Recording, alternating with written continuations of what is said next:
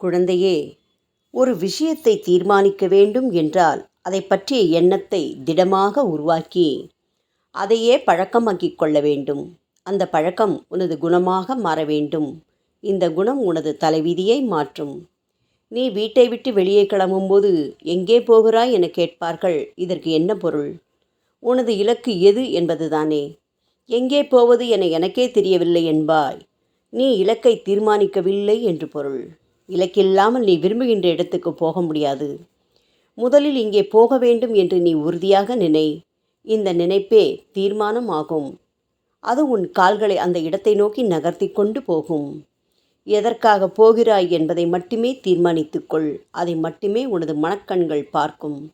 வழியில் தோன்றும் மற்ற கவர்ச்சிகரமான விஷயங்களையும் அது மதிக்காமல் விட்டுவிடும். இதனால் இலக்கை எட்டலாம். ஜெயிக்க விரும்பினால் எந்த வேலையை செய்தாலும் அதில் அதிக அக்கறை செலுத்து. இந்த அக்கறையை பற்றி அடுத்தவர்கள் இப்போது கவனிக்க வேண்டும் என விரும்பாதே. அது உனது மனதில் மிகவும் அந்தரங்கமாக இருக்கட்டும். அக்கறைதான் காதலாக மாறும். ஆமாம், உனது தொழிலை, செயலை நீ மிகவும் நேசிக்க வேண்டும். இந்த நேசமானது தீவிரமாகும் போது அது பேரன்பாக மாறிவிடும். இலக்கை மட்டுமே நீ நேசிப்பதால் அது செயல் வடிவம் பெற்றுவிடும். நிறைய பேர் பணம் போட்டு முதலாளி என்ற நாற்காலியில் அமர்ந்து விட்டேன், இனி யாவும் சரியாக நடக்கட்டும் என நினைக்கிறார்கள். வேலையில் சேர்ந்து விட்டேன், இனி தாமாக உயர்வு வந்துவிடும் என நினைக்கிறார்கள். ஒன்றை சிரமப்பட்டு உருவாக்கிவிட்டேன், இனி அதுவாகவே வளர்ந்து கொள்ளும் என்று நினைக்கின்றார்கள். நீ நாற்காலியில் உட்கார்ந்து கொண்டால் உனது தொழில் படுத்துக்கொள்ளும். எழுந்து போய் நீ உழைக்க வேண்டும். உனது தொழில், உனது வேலையில் அக்கறை காட்ட வேண்டும். இதுதான் உனது அடையாளம். இதில்தான் உனது வாழ்வின் ஏற்ற இறக்கம் இருக்கிறது. இதுதான் உனக்கு கௌரவத்தையோ தலைகுனிவையோ தரப்போகிறது. மான அவமானம், வெற்றி தோல்வி அனைத்தையும் இந்த செயல் தீர்மானிக்கப் போகிறது. எனவே ஆரம்பம் முதல் அக்கறையாக நடந்து கொள். உன்னுடைய வாழ்க்கையில் முன்னேற்றம் காண விரும்பினால் முயற்சி முக்கியம்.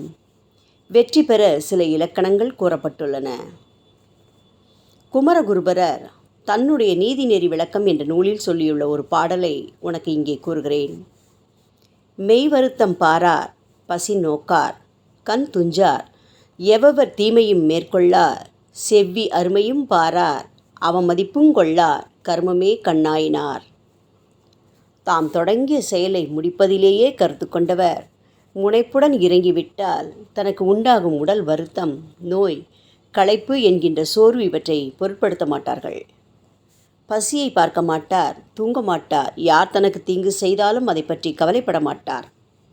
காலத்தின் அருமையை நினைத்து அதை ஒரு பொருட்டாக நினைத்து கொண்டிருக்க மாட்டார். இது ஆக வேண்டிய காலம், தவிர்க்க வேண்டிய காலம், ராகு காலம், யமகண்டம் எல்லாம் பார்க்க மாட்டார்கள். அடுத்தவர் கூறும் அவமதிப்பான பேச்சுகளை கேட்டு சோர்ந்து விட மாட்டார்கள்.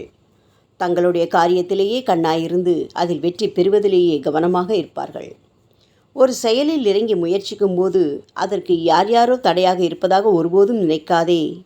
நீதான் உனக்கு தடையாக இருப்பாய். யார் தடுத்தாலும் உனது மனம் துணிந்தால் அதை முடித்து விடுவாய். தடுக்கிறார்களே என மனம் தளர்ந்து விட்டால் சோர்ந்து விடுவாய்.